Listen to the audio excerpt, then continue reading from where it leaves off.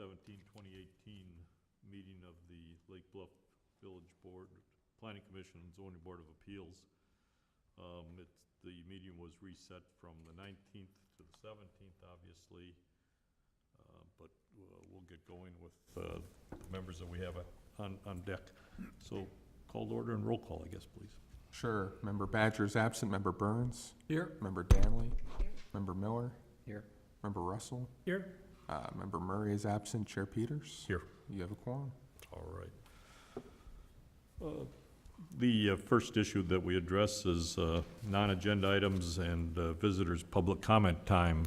If there's anybody that wants to approach the commission, we allocate 3 minutes for whatever presentation they have. Is there anybody that wants to present tonight? All right. Agenda item number 3, consideration of the August 15th, 2018 regular meeting minutes.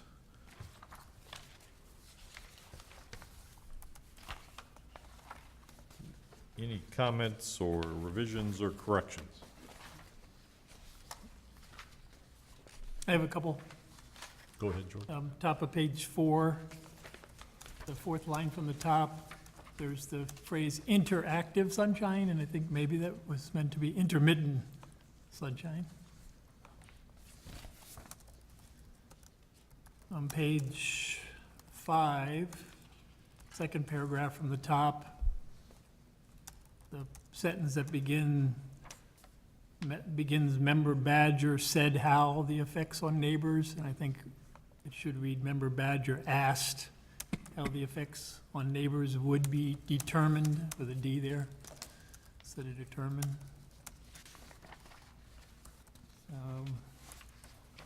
Page 7,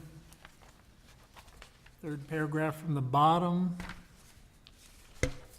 There's a comment attributed to me. Member Russell commented that the industry is sort of self-correcting itself, and I'm sure that was Mr. Cowgill, the solar panel guy that was here that made that statement, not me. And then the last one is on page 9, second paragraph from the top. Last 4 words, we weren't removing the front yard in item 3A, we were removing the reference to the minimum required front yard. That's a big deal. And then Glenn, there were a couple other just tense things, and I just marked them and rather than read them out. You know. Thank you. Thank you. Any other comments or proposed revisions? Hearing none, is there a motion? Motion. Second? Motion to approve? Aye. Any further discussion? Okay. All in favor? Aye. Any opposed? Motion carries. All right. Before we begin agenda item number 4, we should swear in anyone who wishes to address the commission tonight. So if you could, please stand and we'll give you a brief oath. And it doesn't obligate you to present, but it gives you certainly the opportunity. So do you solemnly swear to tell the truth, the whole truth, and nothing but the truth? Thank you. All right. Agenda item number 4, public hearing for 700 East Center Avenue. Glenn, if you want to give us an overview, or Certainly.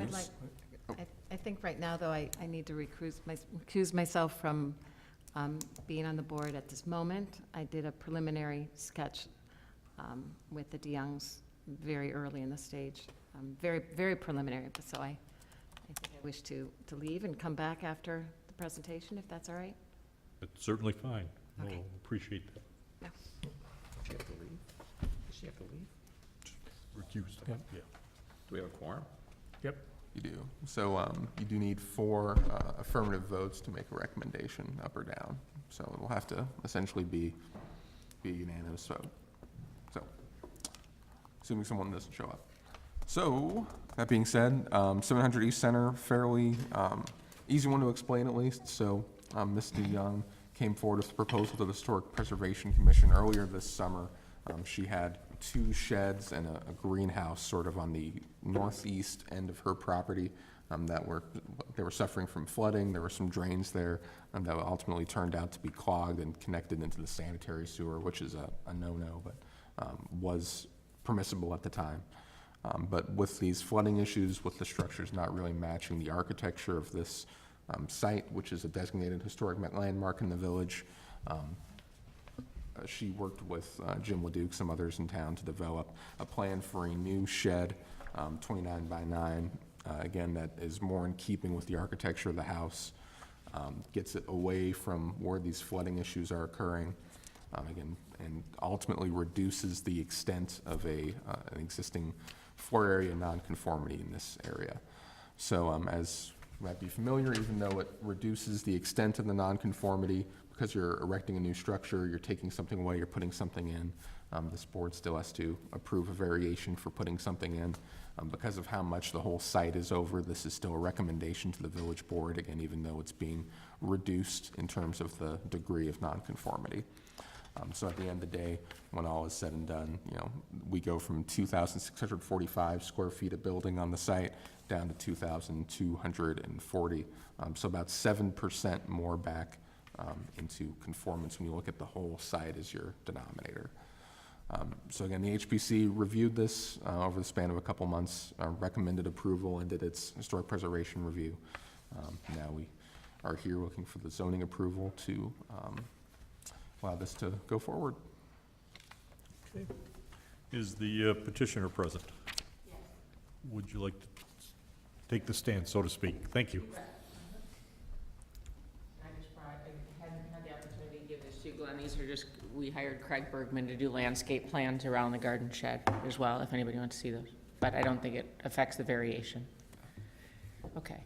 Christine DeYoung, 700 East Center. My husband, Robert DeYoung, cannot be here, but I represent us both. Jim Leduc would also like to be here, but I think he obviously didn't expect that there was going to be any issue after we demoed, and had a trip planned, so. Big game hunting, I understand.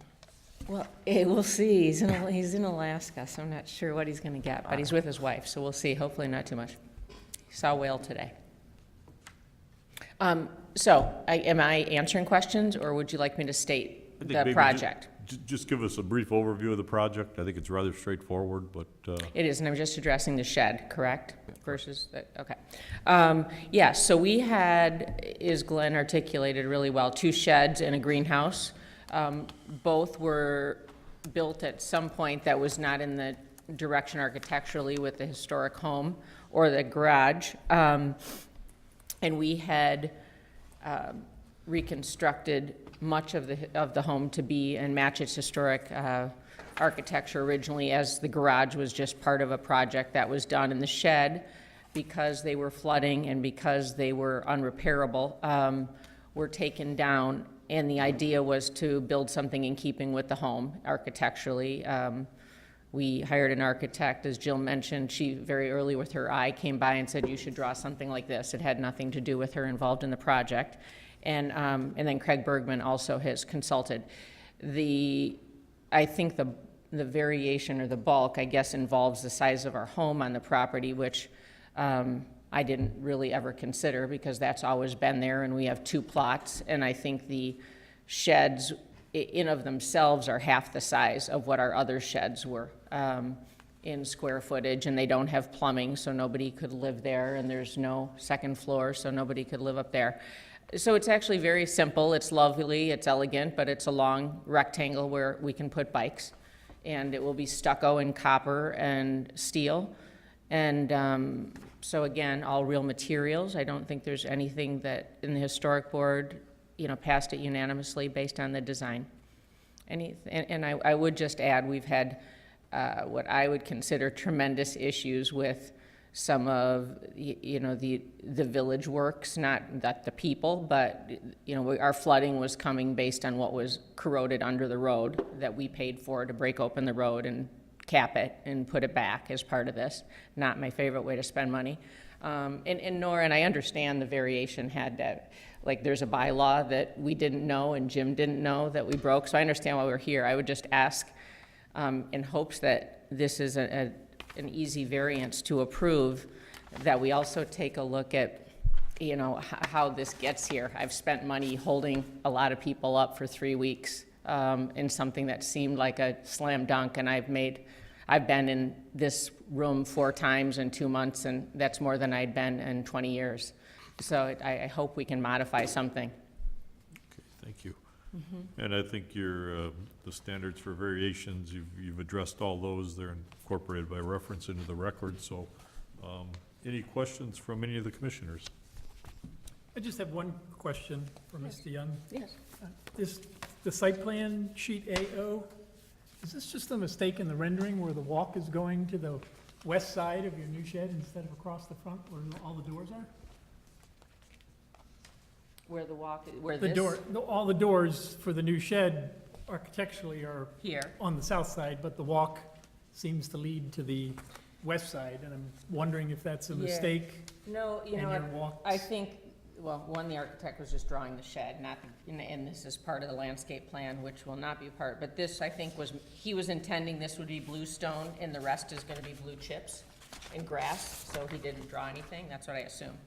But again, Okay, so there will be some sort of access path across the front, too, to get to your doors, yeah, obviously. Okay. yes, there will. It'll be bluestone chips. So I didn't have any other questions, but I'll start. I'm totally in favor of the variation. The old structures were, according to the evidence, were completely in disrepair. You're actually reducing the floor area on the property, so I have no objections. Good, thank you. Member Burns? Yeah, same here. No objections. I think it's, overall, it's a great project. It's reducing the bulk. It's in line with the architecture. It's improving the property for you and the neighbors, so I'm in favor. Great, thank you. Member Miller? I too agree that this is something that should be done. Member Murray? I'm in the same place. It's been well considered, it's well designed. I think the aesthetics look quite nice for the structure that you're looking to build, so I'm in favor of the variation. Any other discussion? Do we have a motion? So moved. Second. Motion to recommend approval? Okay, Second. all right. Could we have a vote, please? Sure, the order is random. Member Russell, Aye? Member Murray, Aye. Member Miller, Aye. Member Burns, Aye. Chair Peters. Aye. Motion carries. You're done. Very much. Yeah, thank you. Good evening. One of the easiest things we've ever done. Penalty box. It's the master control room. It's actually through here and then around if you want to say hi. That's the problem. You should know. Yeah, sure. I was thinking that this is a big game vacation. Yeah. That's what, oh, you weren't here when she said he's on a big game hunt in Alaska. We're gonna shoot now.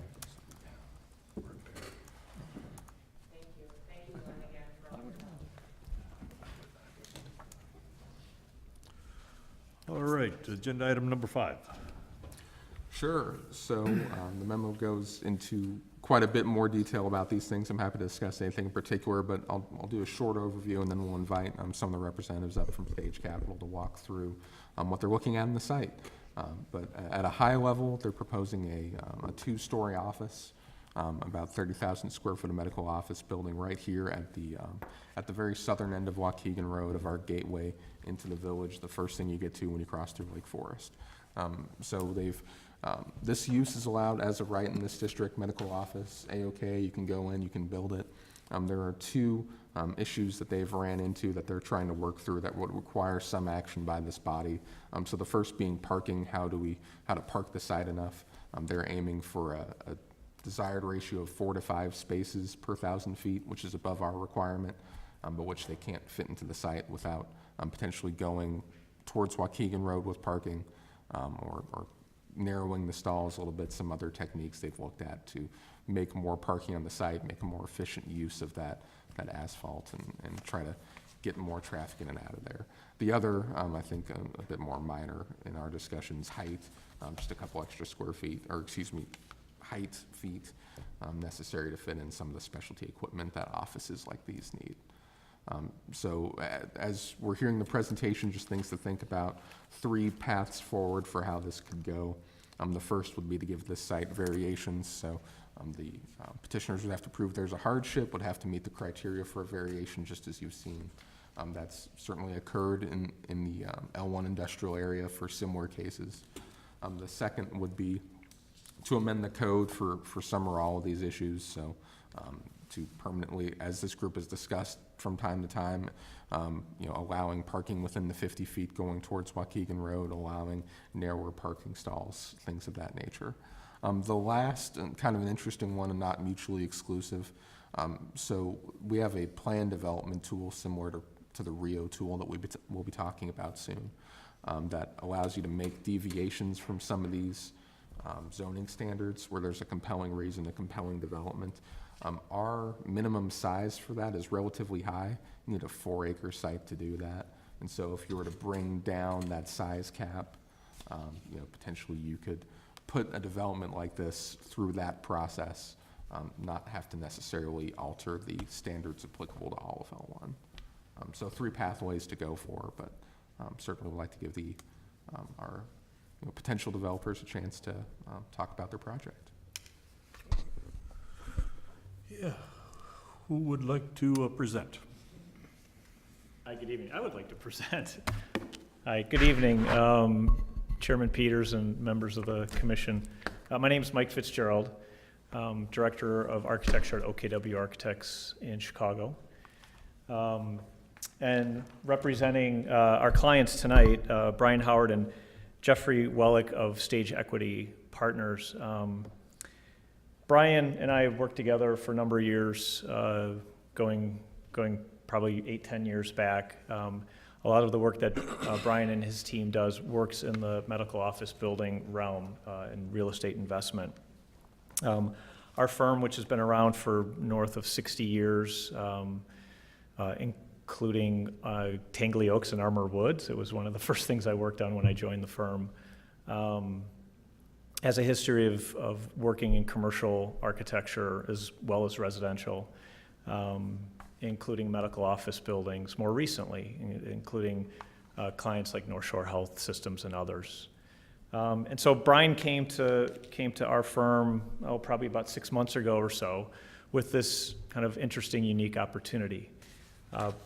Saw the piece of property that it really was not for sale at the time by the current owner, but with the new hospital going up down the street in Lake Forest, thought that this might be it's a prime location for perhaps a medical office use, in addition to the newer pediatric center that went up right down the street on Sherwood, I think 2 or 3 pieces of property to the east of this. So we began the process. Brian's been under contract for a month or so, just short of a month, with the current owners looking at his due diligence right now. So we're before you here tonight to basically kind of run some things up the flagpole to see if what we're preliminarily looking at is something that potentially would be supported by this body in the village, or what would the pitfalls, what are the things that we need to look out for, so that we don't get too kind of far out in front of the tips of our skis and get really excited and potentially look at some tenants for this space and realize it's really not in the vision of the village to have this site redeveloped in this manner. And so that's kind of the purpose of us being here before you tonight, is to share with you our ideas and get your feedback, give us a chance of understanding what perhaps the village's vision is for this. So like with all our projects, we dive into not only what the client's concerns and needs are from a programmatic standpoint, but really look at what the village's context is, both your zoning ordinance. In this case, we know, although it's not been adopted, TESCA, who we've collaborated with many years, or on many projects over the past years, has done a corridor study for this part of the village to see what the zoning ordinance shows for use, setbacks, bulk, FAR, all those things, and see what we could develop for the site. From a programmatic standpoint, these types of buildings typically range in the 30 to 35,000 square foot range. They're of a size, a scale that a single user could occupy, like a North Shore Health or Northwestern or University of Chicago Health Systems or Illinois Bone and Joint or many of the medical users out there. Or they're also of a size that could be used by multiple tenants, multiple doctors, dentists, whoever is looking for space in this area who doesn't necessarily want to be out at the toll road or downtown. And so we started to study in the world of 30,000 square feet. Given the square footage and shape of the site, a two-story building makes a lot more sense than a single-story building that's going to eat up a fair amount of the property, which is just over 2 acres. It's a 95,000 square feet, plus or minus, so just under 2.25 acres. So we started with that. See that medical office or office use is permitted in the zoning district, so we felt comfortable at least getting to that point. The height of buildings in this L1 zoning district are 2 stories, or I think it's 24, 25 feet high. I can't recall the exact number, but that's comparable to what these are in height. And then the parking, certainly, like most of these types of buildings, especially in a suburban setting, require minimum 4, upwards of 5 parking spaces per 1,000 square feet. This parking requirement, it's really a marketing requirement. I think you're seeing it with the new pediatric center just a few doors down. The need for parking is such this. And it exceeds what the zoning ordinance would require as a minimum parking for this district, which I believe was like 1 per 600. 1 per 600, which in all the work we do, unless it's a warehouse building, is relatively low. Even in today's kind of changing world of using the automobile, of the use of Uber and Lyft and other types of ride-sharing endeavors, anything that we're seeing in the suburban commercial market, it's 4 to 5 cars per 1,000. I think probably your retail, the retail component at the hard corner of 176 and Waukegan is probably upwards of that as well. And so in the planning of this and looking at the setbacks, in order to park a building efficiently at that ratio, we were looking at parking wrapping the 4 sides of the building. And this is kind of the red flag that we saw, shared with Brian, and conversations that Glenn and I had 5-6 months ago regarding the 100-foot landscape setback requirement for this corridor. Seeing that TSCA had made a recommendation, and I know that has not been adopted or approved. It was just simply a recommendation. But perhaps that the thoughts of this part of the village are evolving as time, as how we live in our communities. And so perhaps there's an open dialogue for perhaps looking at breaching that 100-foot landscape setback. And if so, how can one do so responsibly?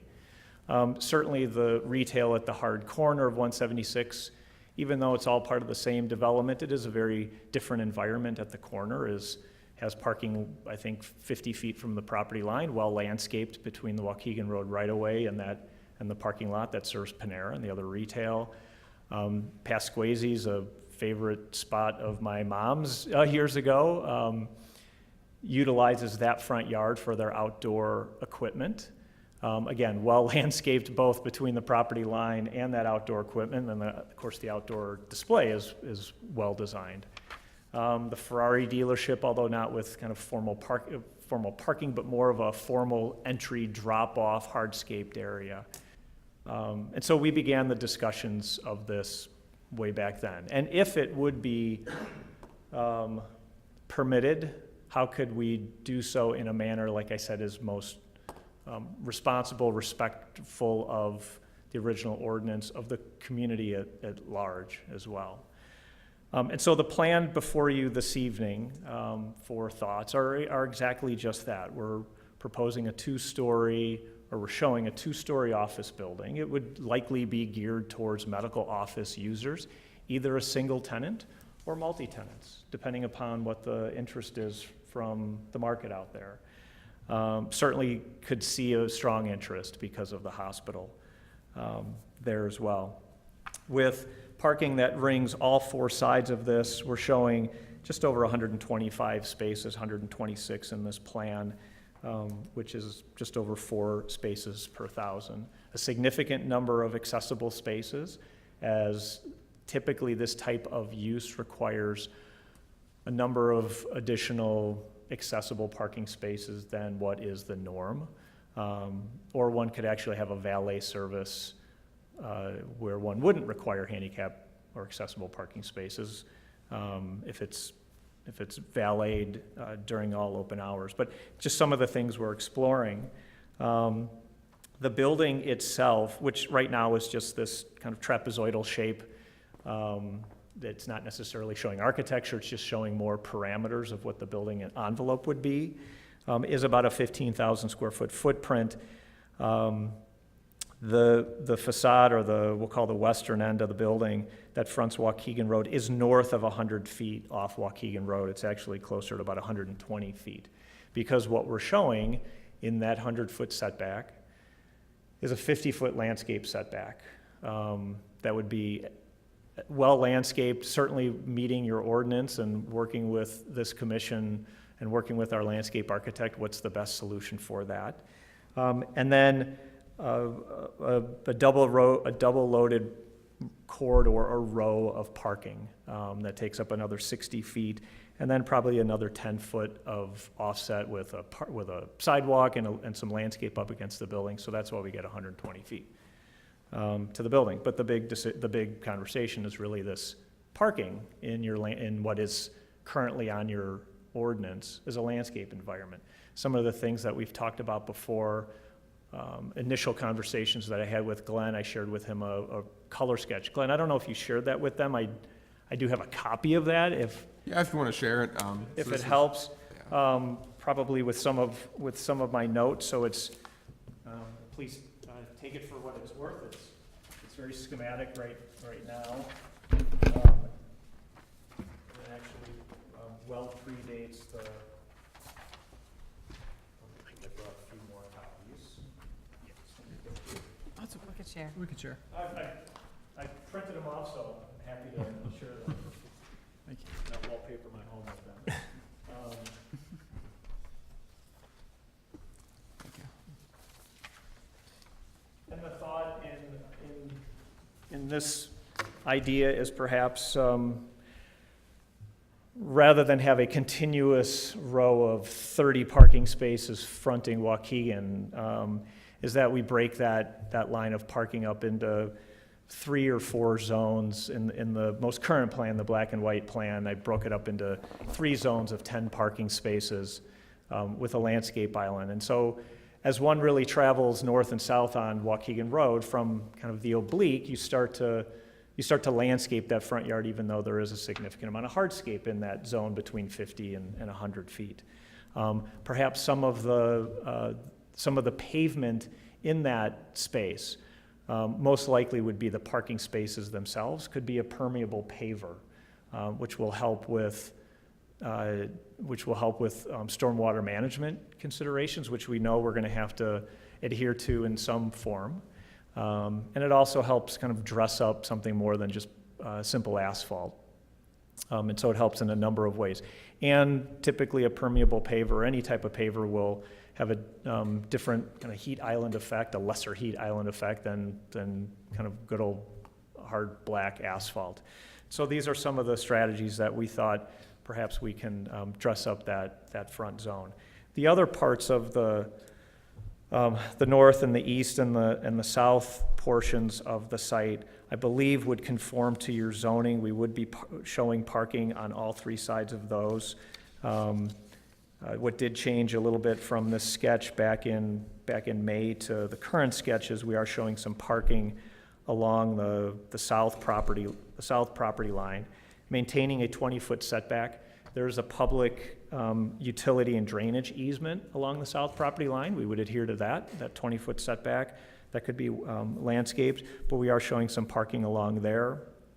Some feedback that we got from Glenn and his team early on was making sure we're providing for a loading zone and trash. We had not shown anything in this quick sketch. So we would want to get that hidden from public view as much as possible, and perhaps get that down at the south end of the property, at the south end of the building as well.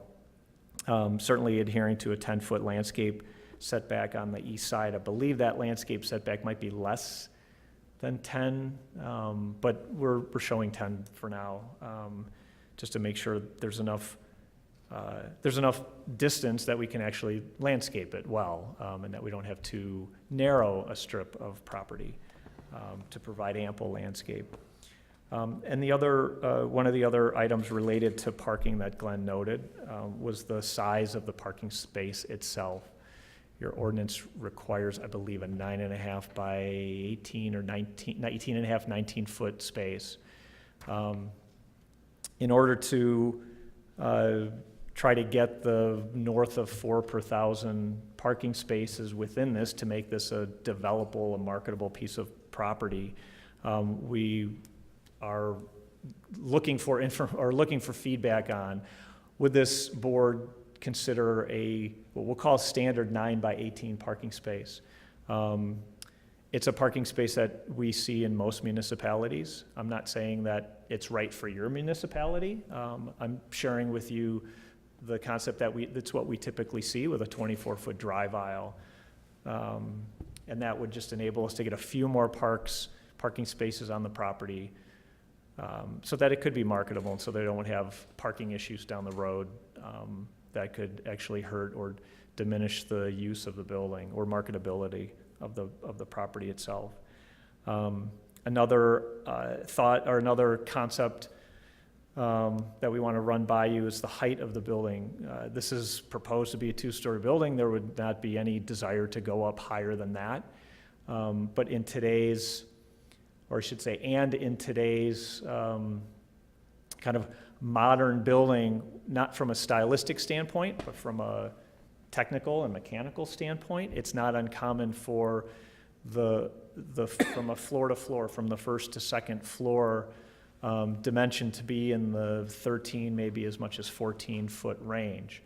And so a 2-story building would be in the 26 to 27 to 28-foot range, which would breach the 25-foot height limit to this. So we would want to get a sense of this commission's thought on height. Some of the other things related to height are just screening of mechanical equipment.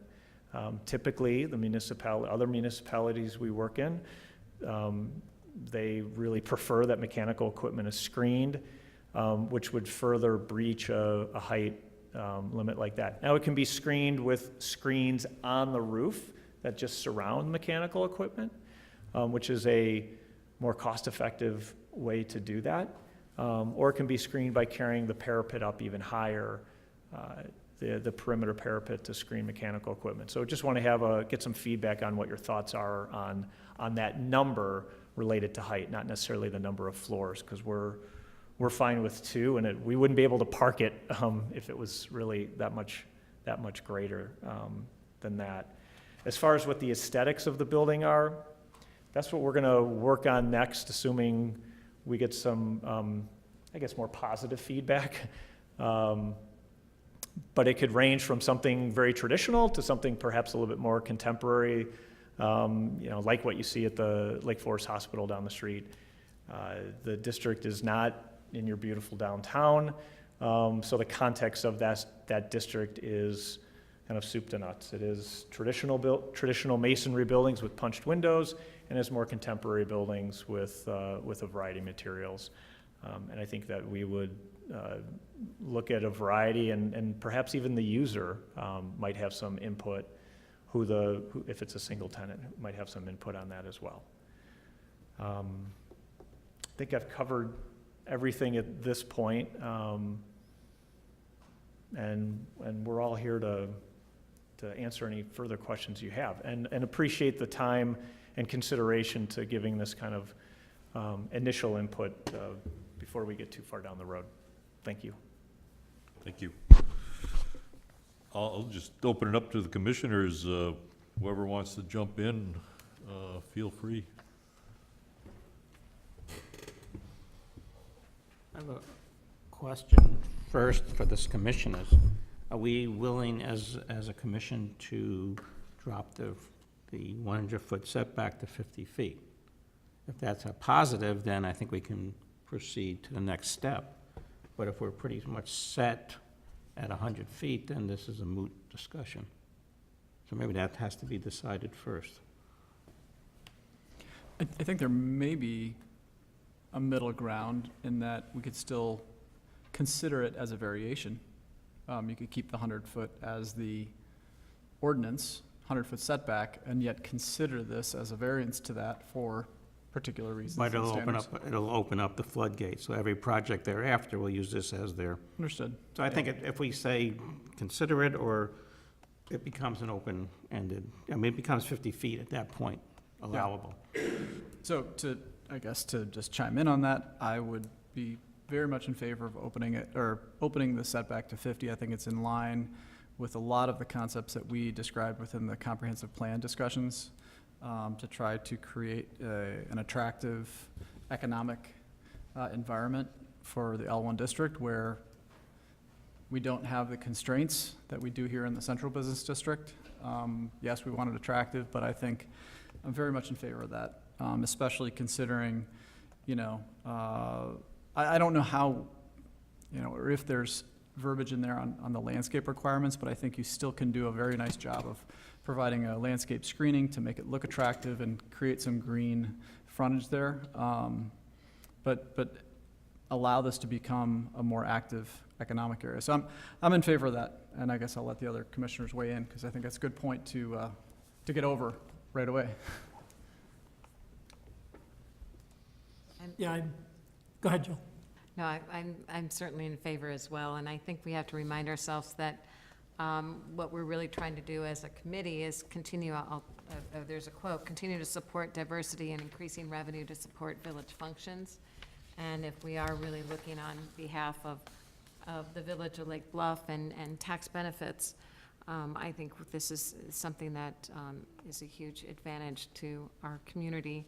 I think everything is thriving in the healthcare industry, and it'd be a shame if we weren't taking part of it, especially with the city or the hospital nearby, but we'll go into that a little bit more. But back to the 50, I think we should be able to put, regarding the 50-foot setback, if we could put some regulations in there or to encourage or to make sure that they follow the rules of the proper landscaping and the screening for everybody moving forward. And maybe we have that as more of not necessarily the hardship, but something that needs to be approved. Because a well-landscaped edge on Waukegan Road is what we're going to hopefully require for everybody moving forward. Yeah, I too support the reduction in the setback to 50 feet. It's something really that the village has, the various boards have been supporting for, believe it or not, for 30 years.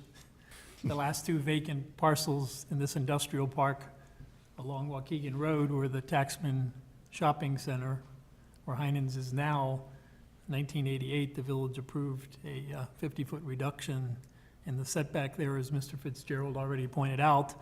And just want to remind all the members that that's 50 feet from the property line of landscape area that we would still have. The right-of-way width does vary along Waukegan Road, but down here at this end, there's actually about 30 feet between the curb and the property line, so there'd be 80 feet of landscape area from the curb to the proposed edge of parking. 15 years ago, the other large vacant parcel, Pasquazy, was approved with a 50-foot reduction in that 100-foot setback. So in my view, for all intents and purposes, the boards have been moving in the direction of reducing that very, very large setback for a long time. So I too would be very supportive of that reduction, as well as the supporting slight increases in the height of the building with the type of setback we have, where we'd be over 140, or about 140 feet back from the edge of the curb. That's a pretty darn good distance. Several other buildings in the industrial park have already received height variations. The Taxman Shopping Center got a height variation of 30 feet 30 years ago, so it's not something new. So overall, I'd be supportive. I would encourage you, or I hope, if the plan moves forward, that the entrance to the parking, to this lot, does stay at the easterly end, as shown in your in the civil drawing. That's something that has to be worked out, but that is Sherwood Drive at Waukegan Road is a very dangerous corner. And stacking traffic up close to Waukegan, with people making the turn and then trying to turn into this facility, or trying to get out of this facility and trying to load into Sherwood Drive, cars back up on Sherwood Drive, queue up 5 and 6 deep. So I would hope you'd keep that in mind and move. Would it be okay if I comment on that? So I appreciate you bringing that up, because it reminds me of something that I should have mentioned and forgot to. As you see in that initial sketch, we did show the entry drive further to the west, pretty much in line. The existing property has 2 curb cuts, one at we'll call the eastern end, and one where we were kind of showing it in this first sketch, and working with Glenn and his team, they brought up that exact subject and suggested we move it as far down Sherwood as possible. And absolutely, we could do that. It works really well in that there's a couple curb cuts across the street that are almost back to back, and they are indicated approximately on the plan before you. And so this curb cut is similar in location to where the existing curb cut at the eastern end of this property is, but it's actually better aligned with the curb cut across the street. Not that we're anticipating a lot of cross traffic, but just people exiting out of the neighbor to the north and people exiting out of this property. The more those curb cuts align, the better it is from a traffic flow. So we would certainly want to do that. And the other thing that we looked at, we had our civil engineer, who is Manhart Associates, who were the civil engineers on the pediatric office building down the street. They were in touch with the village's fire department, so that they know exactly what the fire truck equipment is that would be called to the site if need be. And they ran a turning radius of the equipment throughout the site to make sure that where we're showing the radii of our curb cuts actually meets the fire truck requirement, and it does. As you can see, some of these curbs they're kind of generous radius, they're not super tight. And that was done intentionally to make sure that your emergency equipment can traverse the entire property, and it does. And so, again, we want to make sure that certainly that this serves the clientele, but it's got to serve the people who also serve the building, not just the people who work there and are coming here, but people in an emergency situation and collecting trash. And so this geometry does show that it proves that out. So thank you for bringing that up. And then the only other comment that I would have, and it's not really in our bailiwick, but if the project moves forward and you deal with the Architectural Board of Review, I would certainly hope that trash dumpster enclosure doesn't end up on the southwest corner of what would be a very visible corner of the building, the first building you see when people come up Waukegan and come into the village of Lake Bluff. And I hope it ends up all the way in the extreme southeast corner of the site, where it could be much more easily serviced and totally and thoroughly screened, because getting the big dumpster down there, where you're backing trucks in and out, the fence is gonna get ruined after a year, and we're gonna have this ugly box right there on the corner. But that's something that the Architectural Board of Review would actually deal with you if your project, gets to that point. Thank you.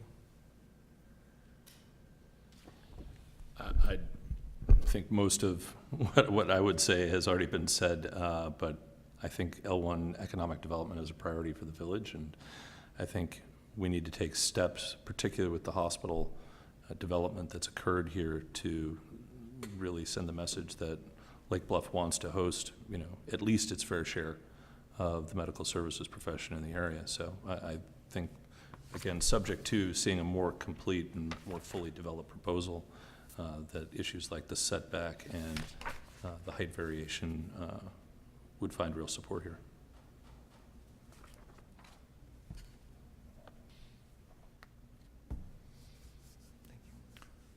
Yeah, I just had a couple of comments. I think number one, I was very impressed by the fact that you're contemplating the extra foliage in the parking lot. I think having that 10-space allocation and then trees or whatever would very much enhance the intrusion into the 100-foot setback. So that's very much positive. When I look at this site, there's residential to the south at some point. And where would the first residential home be vis-a-vis your southeast corner? Great question. I don't know. We'll certainly look into that. It was something that we did look at, but we looked at kind of tangentially. We know the neighbors to the south in Lake Forest would certainly be interested in this. My recollection, and I don't know how accurate it is, but my recollection is the development to the south. This western part of that development is open space because the development is more like cluster homes, homes with smaller setbacks between the houses with a lot of open space. And my recollection is that on the west side of that development's property is a fair amount of open space. And so I think we're a considerable distance from the first residence, but we'll have that information figured out as best we can before we would come before you again. I'll make it a little easier for you. So we have this information for you right now. Yeah. Thank you. Oh, so it is. I go by there every day, but you just drive by Yeah, and just- notice the foliage, but you don't pay. As we look at the property, it's this line of landscaping that is the eastern border of the subject property, and then this kind of hard edge of landscape is the southern border, and one lonely tree there. So the one lonely tree would probably be at about the 50-foot mark, I would suspect. The buildings, if even, I think less than that, because these buildings are positioned on the property such that they meet the 100-foot setback. 100-foot setback is right here. The property line is probably about in this range. Because you're right, there's a considerable distance from the Waukegan Road curb to the right-of-way line. Now, that doesn't mean that that's not going to change over time. The state, I think this is IDOT, it could certainly expand the width of their road, eat more into the right-of-way, but that's probably the 100-foot line. So 50 feet's probably even beyond that one tree. So you get a sense of scale, but we can certainly more accurately show that. And the proposed modification in the parking stall size, I think your proposal matches what the CBD provides for. And I don't have a problem with that personally. The height issue, it sounds as though you're willing to address that in an architectural manner so that, driving by on Waukegan Road, you wouldn't be able to visualize the mechanicals at the top, I'm sure. And I suspect that architecturally, especially in light of how nice the hospital turned out, that, maybe you'd be a more modernistic, more glass-oriented structure, but that's not really for our purview. But I think at the end of the day, if the project goes forward, it is sort of the first visual coming into Lake Bluff from the south on Waukegan Road, so I think we would hope that it would have a positive visual impact, obviously. We would hope for too. I grew up in the area. I grew up in the town south of here, so please don't hold that against me. A proud alum of LFHS, and have family still in the area, and realize that this is a gateway to the community, and would want to make sure that, without overemphasizing it, that it's something that members in the community would be proud of as a contribution to the community's built environment. No, I think we appreciate that. Any other comments or questions or thoughts from the commissioners? What are our next steps? Sure, so I'd ask the group a question, and then we can go from there. So the one thing we didn't talk about a whole lot that occurs to me actually with George's comment about height is height in this district. From the sounds of it, I know of at least of a couple height variations here already that have happened. From the sounds of this has been a recurring issue in the last few years of development, which I wasn't aware of as much, aside from the isolated cases. I'd ask the group, I'm interested to hear if there's an interest in just bringing that height limitation up just a little bit, just that few extra feet, keeping it at the 2-story limit, but trying to get out of where we're looking at having to make variations for these office type uses.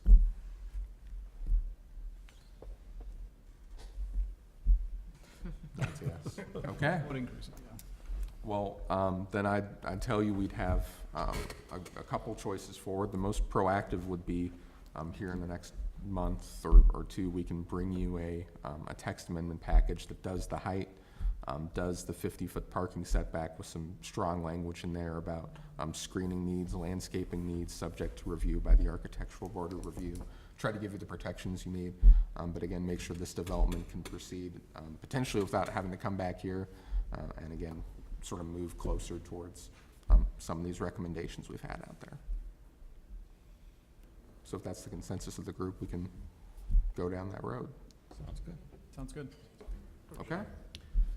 Well, and then just to conclude, just to give you a sense of our schedule, as Brian and Jeffrey are going through their due diligence process, and kind of this being step one, is this something that we hope that the powers that be would support. And then the other kind of next steps are they're starting to market the property, and we want to quickly design a schematic building to see if it's something that some users would be interested in, and get some preliminary pricing to make sure we're not pricing a building and stormwater management requirements that are not going to make this financially feasible. So we've got kind of those 3 steps over the next couple months, and realistically, if the planets really start to align and this becomes a true project before this committee or your village board or both, we would probably be looking sometime after the first of the year to be involved in an entitlement process to get whatever variances we may need, and approvals from the architecture board. So your proposed footprint in parking isn't that much greater than what's on there right now, it looks like. The proposed building footprint and the parking around it, we've done some preliminary calculations. It's about a ½ acre or just less of additional impervious surface. It's kind of hard to believe that, but that 100-foot landscape setback constitutes, I think we did a quick count, about 1/3 of the property. When we looked at just if we needed to maintain a 100-foot landscape setback and the setbacks on the north, south, and east property, I think we were left with it was like maybe 50% or something like that, a significantly reduced amount of actual property of the 2.2 acres. So the additional impervious surface, not counting permeable pavers or anything like that, is calculating out about 19,000 square feet of additional impervious surface, but we can handle that with permeable pavers and whatever stormwater management strategies we need to employ on the site. And we want to be able to do that in a cost-effective manner, so we can design a building that's a little bit more than cardboard and plastic windows. All right, thank you very much. George? Just one other issue for Glenn and for everyone to be aware of. I believe there might be an issue here also with the current regulations for the setback along Sherwood Drive and the parking, based on our current regulations. And if you were talking about possibly coming back with a text amendment so that he wouldn't have to then come back for variations later on, the commission should be aware of that at this time, because I'm fairly certain that it's more than the 15 feet that's proposed. It is an issue that I know over the years the zoning board has granted variation after variation on these streets in the industrial park, where there's like a 75-foot setback on the side streets, not the state highways. And it's been routinely varied. The big Pasquesi project is actually down at 10 feet. And I think there might be discussion in the old comp plan discussions about, and I know in the studies for this area, there is a recommendation to reduce that very extensive setback. So anyway, it's something we probably want to look at in the next month if you're intending to come back with a package Yeah, that would take care of the project in total. we'll make it so. Well, on behalf of Brian and Jeffrey, we really appreciate your time and thoughts on this. No, thank you very much. Thank you. Thank you. Good luck.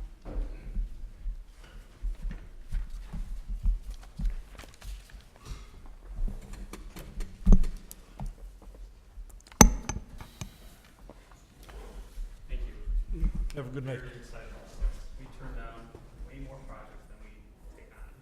And we worked with the Smedville folks for almost 2.5 years. Oh, my gosh. It's like, we cold call, because we saw the corner. And took 4 or 5 meetings and a lot of trust to get to this point, so we're very excited about it. You gotta tell them the real story. There is no story. The daughter thing. Oh, the last meeting, we got to the point where he comes from Sweden, and every 6 months, and we'll get together, and we finally had a handshake, and we walked in the room, because his daughter was there. He came in, we were at the throes of the contract. Okay. Came in to finalize the purchase agreement face to face, and he was so confident we're gonna be done. His daughter's never been to America, and he brought her here and showed her around, and we met with her. It was a nice moment. So we're very excited, very appreciative of this opportunity. Yeah, no, thank you very Good much. luck. Thank you. Thank you. Certainly. All right, agenda item number 6, public hearing for text amendments concerning swimming pools. Glenn, if you want to give us an overview? Sure, so brief item, we talked about this last month, was recommended to the village board.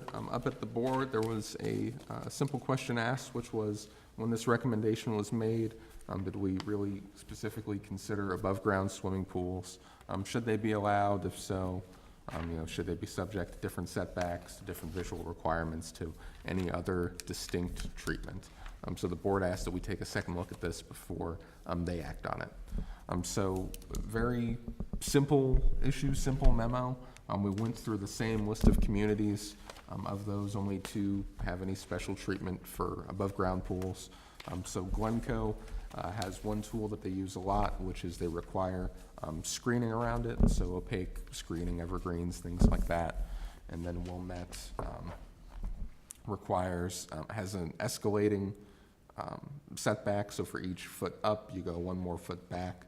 It's important to remember, though, that as you're considering it, their basic setback is smaller than what we've proposed. So by the time you go up and go back, you end up pretty close to where we are today. Not to say you still couldn't do it. So again, we can go whatever way we'd like to with this. If there's a desire to have some special treatment for above-ground pools, we can make that amendment to the text amendment and send that back along. If the group's comfortable with where it is, we can send it along like that too.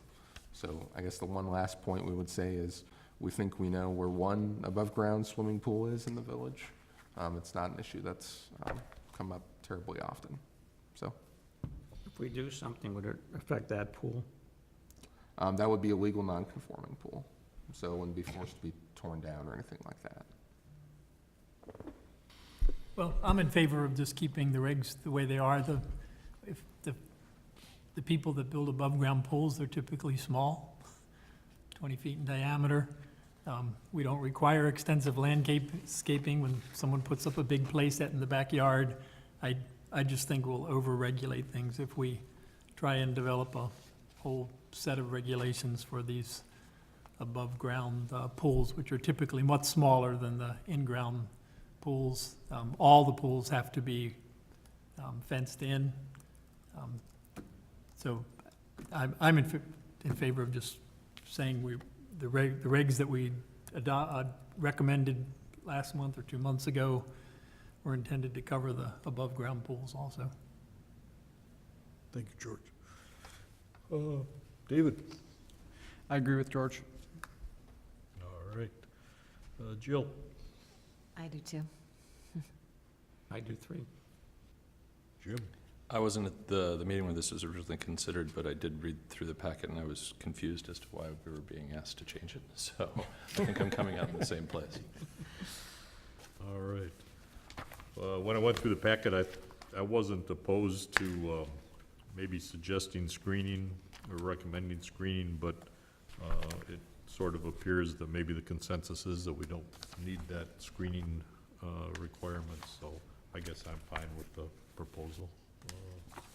Procedurally, Just a motion to recommend in a second. You can do that, yep, that's fine. do we have a motion? Second? Second? All right. Vote, please. Sure. Member Miller, Aye. Member Murray, Aye. Member Burns, Aye. Member Russell, Aye. Chair Peters. Aye. Motion carries. All right. Agenda item number 7 is the Rio Institutional Zoning Workshop. Our thought is that we probably should have Glenn and Ben give a little bit of an overview again. I don't know if everybody was here at the May 2018 meeting when we last discussed Rio, but I think an overview might be appropriate. Gives you a little more perspective, gives you a little bit of a history, and I think we'll present to everybody a little bit of the efficiencies that really are the basis for Rio. So, I don't know, we could start with you, Glenn, or start with Ben, but Sure. So Ben will have the special use show, which is much more exciting. So quick, before I start, we have a new red line here at the dais. This is slightly different from what went out at the packet, just some legal finessing. So apparently it is now passé to spell out a word and then put the number in. You don't put 2 parentheses 2 anymore, you just write 2. So Ben, as always, helps me by looking out for my style and good taste. But important. So to step back and to really look at how this came to be, speaking of the 1997 comprehensive plan, this was in the recommendation set for the 1997 comprehensive plan. So make a institutional zoning district, make a path forward. Really at that time it was designed to make more predictability in land use. So instead of having a residential zoning district where this could be a school one day, this can be houses the next day, really making zoning districts intended for the uses that are within them. As you know, we haven't been talking about this since 1997. This has been really a topic for the last couple of years. But as we've looked at this, as things have developed, we've seen that right now we have these uses in residential zoning districts. They're subject to residential zoning rules, which especially after some of the bulk changes we made in the late 90s, early 2000s, have just grown more complex, required more variations, required looking at more items. And so that's sort of, that burden in some ways has grown over time. Similarly, right now, we regulate these uses through a special use process. And so when you get a special use here in Lake Bluff, there are regulations upon the use. There's a site plan. You have to conform to the site plan. And you need to come back before this body for changes. And so you have the need for form variations. You have the need for use regulation. You have the need to look and look at these things. And so another objective we hope to achieve here is to make some efficiencies, to make some streamlining of the path that these uses take, knowing in part that for almost all of these uses, this is in one way or another public money or at least charitable money that could be spent better than on entitlement. So with that in mind, what we've developed over the past year or so is a process that is interesting. It's unique to Lake Bluff, I think, is getting close to the mark. So we make a new district, of course. We put in some zoning standards, but as I like to reiterate, we have sites ranging from 1 acre to, the golf course. And it's very difficult to make one set of standards that'll fit all. And so in some ways, we've really tried to make tools that are flexible enough, that are powerful enough, to not have to worry about that so much at the outset, even if we choose to refine them as we go. So we have some regular zoning standards, but the real bread and butter here is this plan, is a real development plan tool. So instead of a plan development, which is usually used for a greenfield site, I have something that's empty or about to be empty. I want to build new. I'm starting from scratch. We've listened to this group's feedback and tried to make a tool that minimizes that procedural burden, that provides you with a lot of flexibility in allowing development you choose to, that still has a lot of strong guardrails, procedural safeguards to make sure that things don't happen that we don't want to. Because even though we hope many of the consequential things will come back before this group, we've also tried to respect your intent to keep small things out of here, and also to allow for planning, allow for long-ranged plans, allow for looking multiple years out, again, hopefully to approve these things in bulk and to let them go on their way. So this development plan tool, you take what you started with for site plan, you bring it here to the PCZBA. Potentially it's just one development, potentially it's a whole series or phases of development for 10 years. We look at that with a set of standards similar to our special use permit standards. We approve it all at once, and then you can keep going in accordance with the plan. You can keep making changes that we've said we don't care about, or said don't need that stringent level of review. And hopefully we get some clear expectations, really encourage that long-range look at these parcels, and get the job done. So, big explanation. There's an issue list here. I think the biggest one we had hanging out there from the last meeting was this idea of special versus permitted uses. I know Ben's taken a pretty good look at this.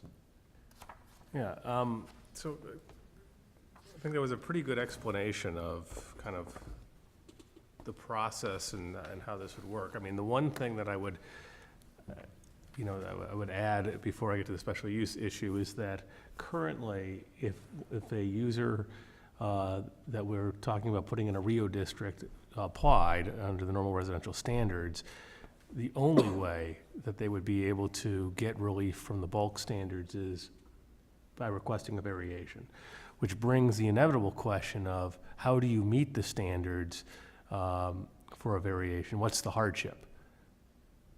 And so it creates this somewhat artificial situation where, whether it be a church, another type of religious institution, the park district, a school district, the question really is, do those standards make sense? The same way you would apply them to a single-family home. So by putting it in a separate district, you can, number one, create a bulk requirements that make more sense for those uses, but then it also allowed us to create this idea of a master plan in which you can, instead of applying for a variation, you apply for a modification to the bulk standards. So if you're talking about a tennis center, it may be a very different type of discussion than you want for the beach, which may be different than a elementary school. So an applicant can come before you with saying, for our plan, for our church, for our park, you know, we want a modification from the standards, and you have a way to do it without going through the hardship discussion and without the same strict rules about the variation.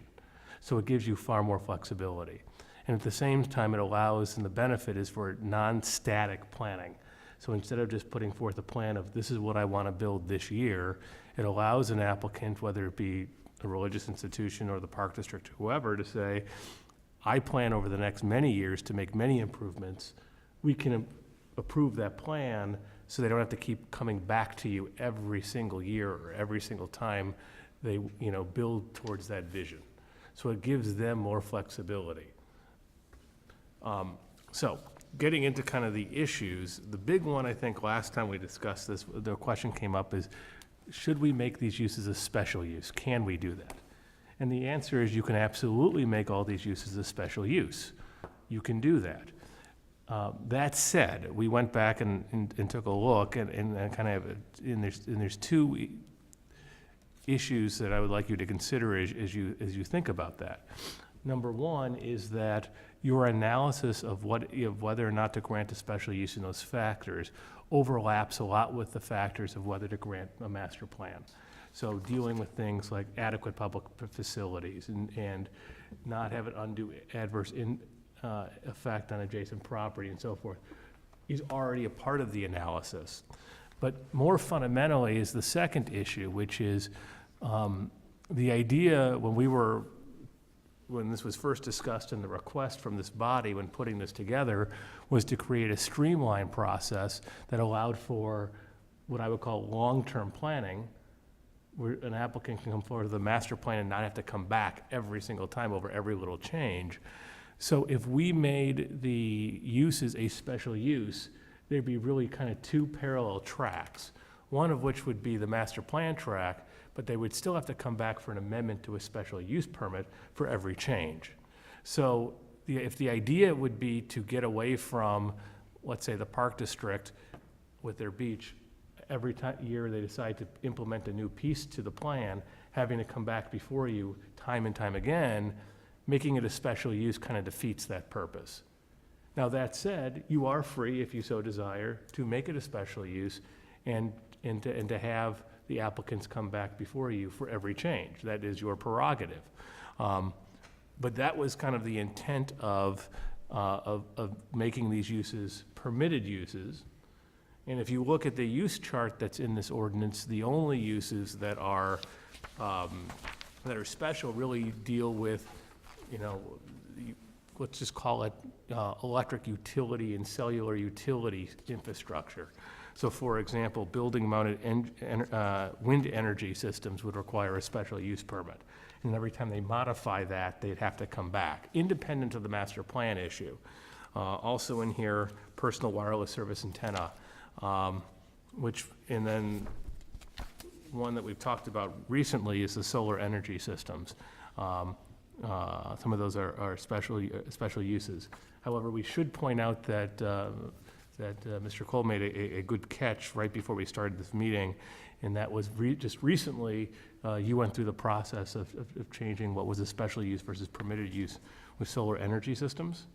And so as it's written and in front of you, we have the building mounted system as a special use. And so I think the idea was to make that a permitted use to be in conformance with what we just did recently. We apologize that did not make it into this draft. But I hope that answers the special use question, and we're happy to address any of the other questions you may have. All right.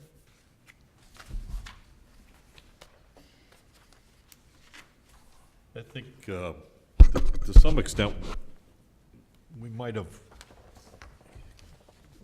gotten a little bit off track last time around, and maybe we, to some extent, may have forgotten about what efficiencies we were looking at and the overall intent behind this. My thought is that if we do adopt the proposed ordinance, there still are a number of checks and balances in place. So I think we were concerned about potential risk, and if we missed something, we'd have some dire adverse consequences. And from my understanding, I don't believe that's the case, that the checks and balances are still in place, especially with that master plan proposal when the time comes.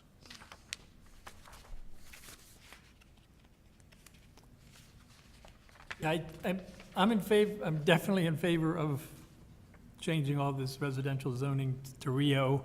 I actually feel, though, that this proposal doesn't go far enough from keeping the zoning, our board, out of very small changes on all of these sites. And I'll just cite a couple of examples. The big playground projects that, from the Park District, that came to this board 2 years ago. Both of these playground projects, I think, had footprints that were about 50% bigger than the playground apparatus that was there. And the way I read the regs as they're drafted now, we would have to see that type of change for another park. But keep in mind that the Architectural Board of Review had to review these playground projects. These playgrounds in the middle of Artesian Park, in the middle of Blair Park, are really minuscule. And does this zoning board care if the Park District moves ahead with another playground replacement project where they make the same type of change and put a nicer, larger playground apparatus in the same location on a site that was there before? Because the way the regs read now, as I understand it, if it's increased in size and footprint, it is going to have to come to us. It's still going to have to go to the Architectural Board of Review, and on top of that, as I understand it, now they're going to have to develop a master plan for their entire site, to force another entity to master plan for their entire site when they only want to improve a little piece of it. A second example for the churches, if one of the two churches decides that they want to put a 150-foot covered entryway at the back door, they would have to come to this board, even if it completely complied with our recommended setbacks. I trust the Architectural Board of Review to do a good job with those type of minor changes to these municipal and public structures that still comply with all the setbacks that we want to see. And once again, if one of the two churches decides that they want a covered entryway on the back of their building, we're going to force them to prepare a development plan for their entire site. A third example would be if with all the issues at the golf course clubhouse right now and the older building there, if they decide to build a new clubhouse and the clubhouse doesn't sit exactly in the footprint where it is, it's going to have to come back to us in addition to going to the Architectural Board of Review. So it seems to me that we're not meeting, but by being so strict with our exception list, that we're not meeting our overall objective, which is to allow these minor types of changes to move forward. I think the way the rules are read right now, even if someone makes a change to the exterior of one of their buildings, that's going to trip a master plan process for the entire site. And I just don't think we have an opportunity here to really do something. And I think that these types of examples cite the problems with that this ordinance as drafted has. I mean, I like the direction we're going, but I just don't think we've gone quite far enough. I'm not frightened by the fact that a church or the school wants to put a little, what if one of the schools wants to put a little storage shed behind one of their buildings? Can't the Architectural Board of Review handle that? Why does that need to trip a master development plan for their entire site and then come to us first and then go to the Architectural Board of Review? I would love to see, the same list of exemptions, but to loosen those exemptions to allow for some sort of minor addition to happen, and there's no right number, but at least have some practical number where these different other public entities can do these smaller projects, work with the Architectural Board of Review, and we stay out of it. Because then otherwise, all that we've done is actually created more work for them, because they've got to now, in addition to their specific project, they've got to do a master plan for their whole site. You're talking about a And- de minimis exemption, effectively, Correct. but and a it- broad de minimis, a broadly applicable de minimis exemption. Yeah, now what I would like to throw out here, Ben and Glenn, and I don't, Ben, you may say it's a ridiculous idea, but in reality, there's probably, with all these public entities we're talking about, we're probably only talking about 12 existing structures. It's not a massive list. And couldn't there be a table assembled, like for the 2 church sites, and we come up with this number of 300 square feet or something? That's, if they do that type of minor addition, that the Architectural Board of Review has, as long as they comply with setbacks, has the authority to review that. And then for the bigger sites where we've got a 40,000 square foot school building, if the school wants to put 1 classroom on it, why don't we, the staff could come up with a suggested number of a classroom size to allow that type of project to happen, once again, as long as it doesn't violate any of the basic standards that we've already developed. And I just think that would be better for the other and public entities that we're dealing with, and it would really go to the objective that we're trying to achieve, which is to eliminate the bureaucracy and trust that the Architectural Board of Review can do the job that they're supposed to do, which is make sure that, the addition or whatever little building project is being proposed looks good. It isn't offensive. I don't know why we have to have 2 boards go through that exact same process. That's my thinking. Yeah, Ben? Yeah, so, there's kind of 2 thoughts, one of which is, if you want to create a minor change provision that would exempt more things from going through master plan review, absolutely fine. We can certainly do so. Understand, though, that the Architectural Board of Review has a different jurisdiction and is looking at different issues. So just, looking at the architecture is a different issue than looking at the zoning and the impact on surrounding properties and so forth. So it is a slightly different analysis in what their jurisdictions are. The other thing that I would just point out, just to keep in mind, not that I think that it's rife for abuse, but the other question becomes, if we're going to put in some sort of de minimis or minor change, or however we want to phrase it, provisions in here, is what happens if somebody makes a change and 6 months later does it again, and 6 months later after that does it again. So what starts off as a de minimis change is really a way of not coming back before the village for approval, and next thing you know, the school has added on over the last 5 years. If each year they do 1 classroom, it's now 5 classrooms, which is a new wing. So just making sure from a drafting standpoint that we think about all the various paginations. But certainly, we have the list, and if, looking at, it's 10-16-7F, which lays out with the things that are exempt from the master planning. We can certainly tweak this, add, things on, nor do we have to do that this evening and coming up with the exact language as well. But if there are things like adding entryways, classrooms, small areas, that's something that we can work on in our office with staff. So when it comes back for the public hearing on it, we give you some language that kind of addresses your concerns.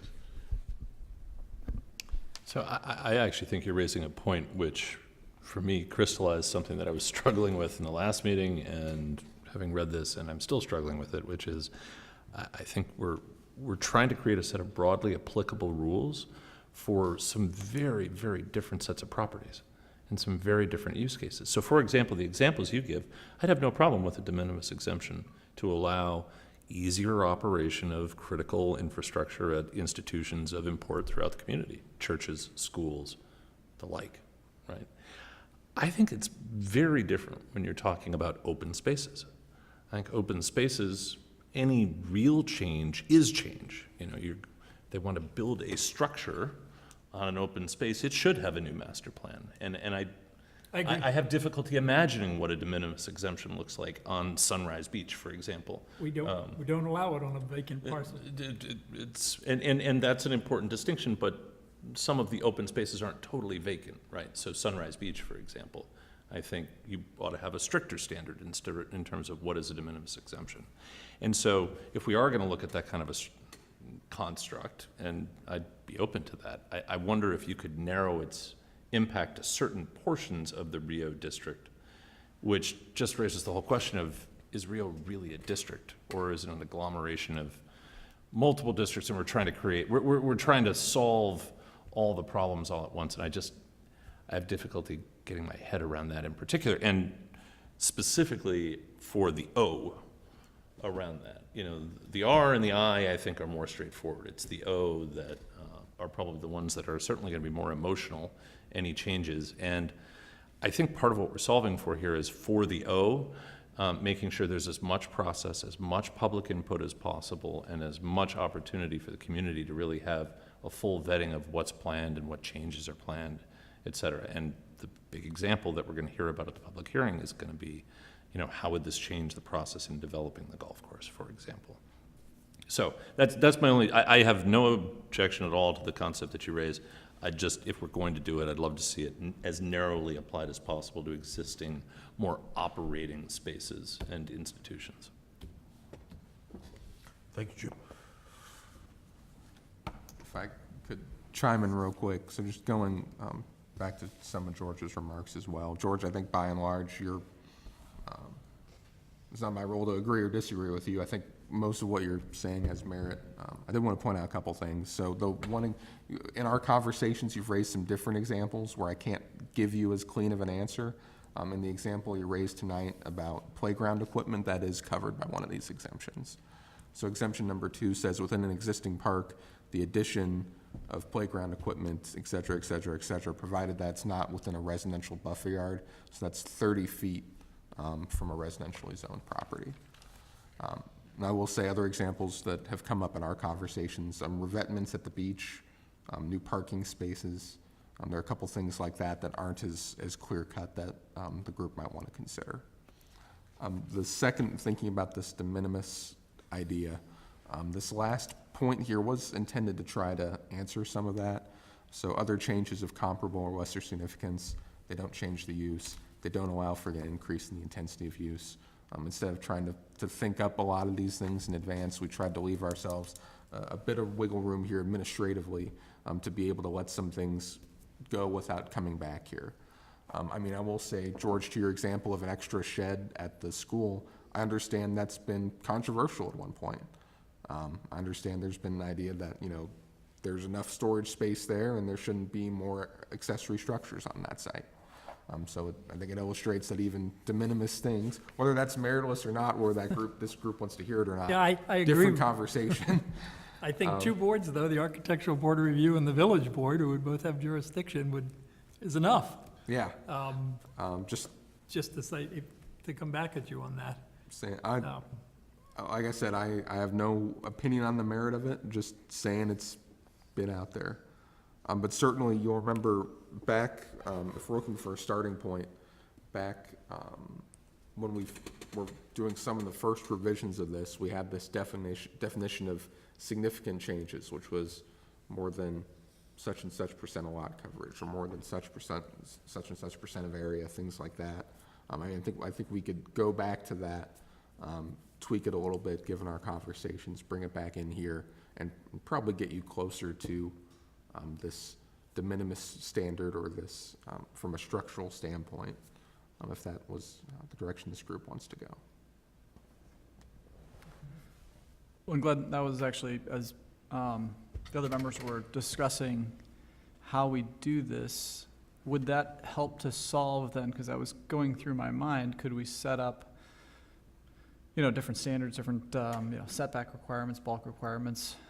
More on the, I'm just kind of, thinking out loud, on the more strict side, but such that those property owners that are not approaching them have flexibility. So if you happen to be not using the property in an intensive way or filling it out, you've got flexibility to do stuff more easily as permitted versus others that are beyond that, and then they'd have to come in and, again, there's probably legal hiccups here, but maybe it wouldn't be a variance process, but that's where they would have to come in with a master plan and explain, here's how I want to go over that kind of, and maybe it wouldn't be a minimum, it would be kind of a guidance required.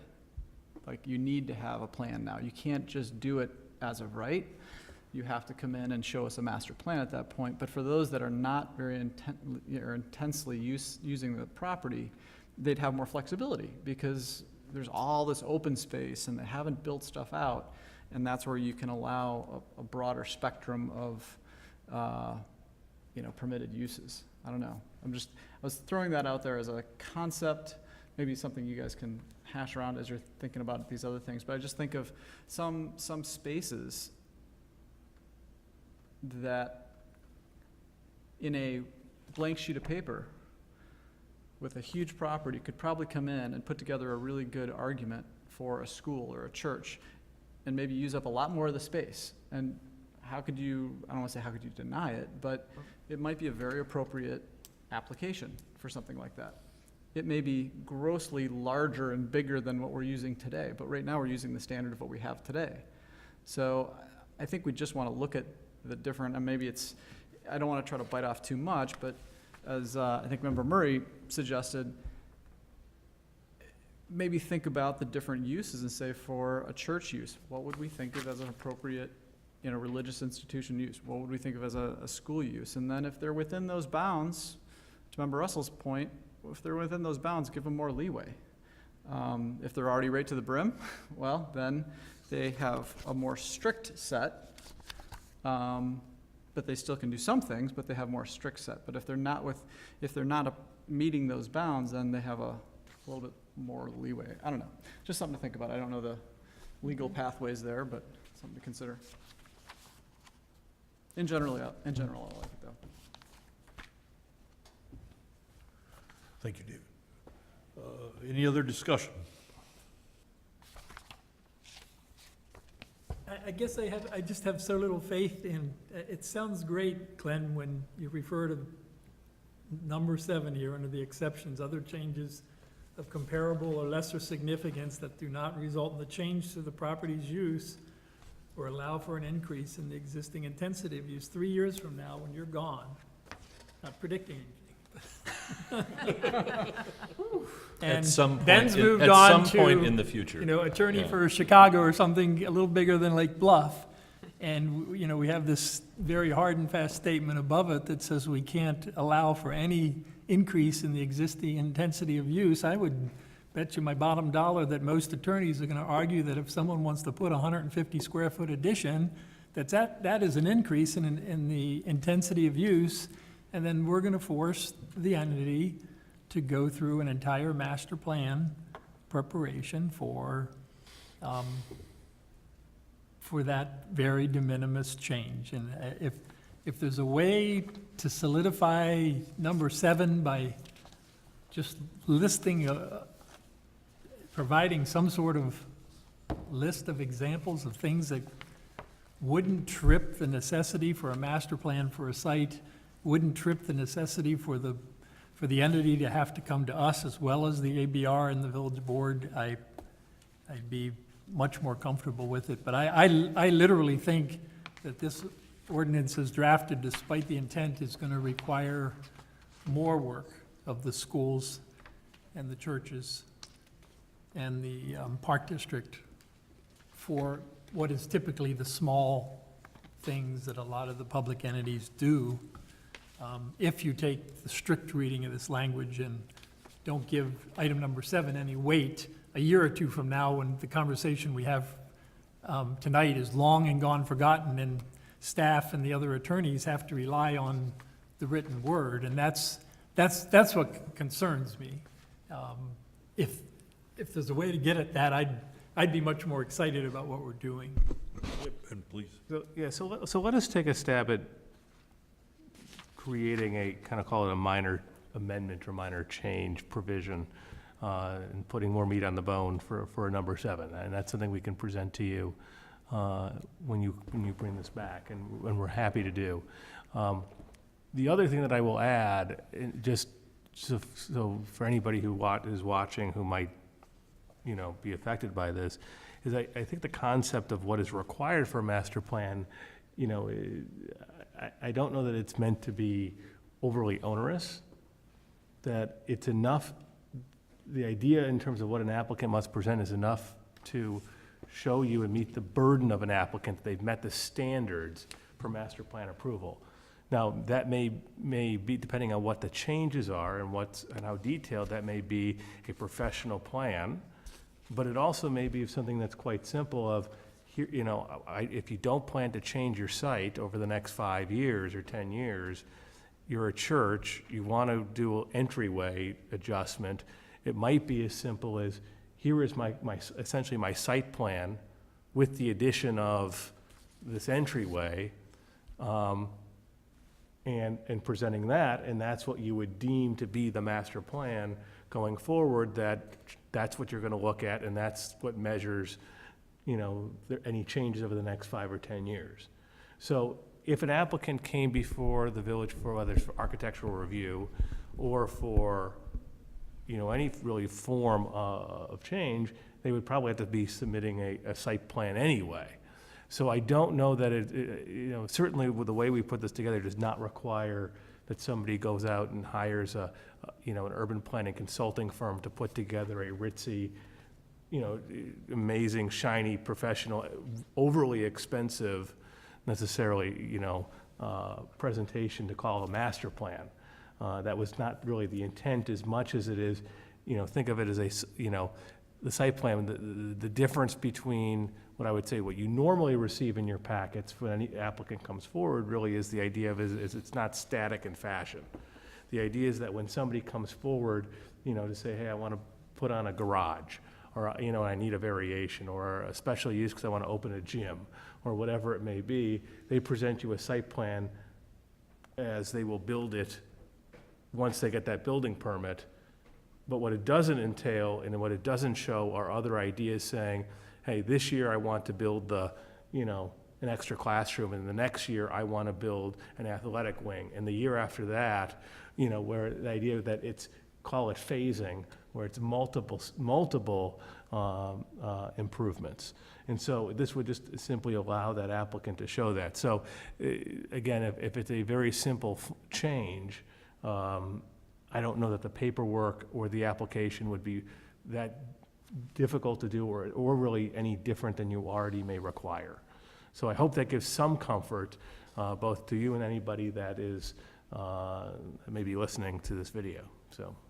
Yeah, Ben, what you said sounds great, but once again, if the words don't say that, Right. and we're not here, or, the key people aren't here several years from now, and there's new board members, it's like the DeYoung proposal, the first one we looked at tonight. I mean, she came in, wanting this new shed in one corner of her property. She didn't have to go through the extent, we accepted just a very old site plan done by a surveyor 30 years ago, for that shed in that corner of her property. But the way this thing reads now, if she was a public entity and that shed was coming in, I would maintain that the documents as drafted would have made her have a surveyor do her entire site with her 6,000 square foot home and, show all the setbacks everywhere just for that shed replacement. That's what I think the regs say now. And that's what terrifies me is I think, and if there's not gonna be this strict interpretation, that somehow there needs to be a written indication that we're going to be reasonable, so to speak, and not, require tens of thousands of dollars worth of surveying for these minor changes to public entity sites. That's my thought.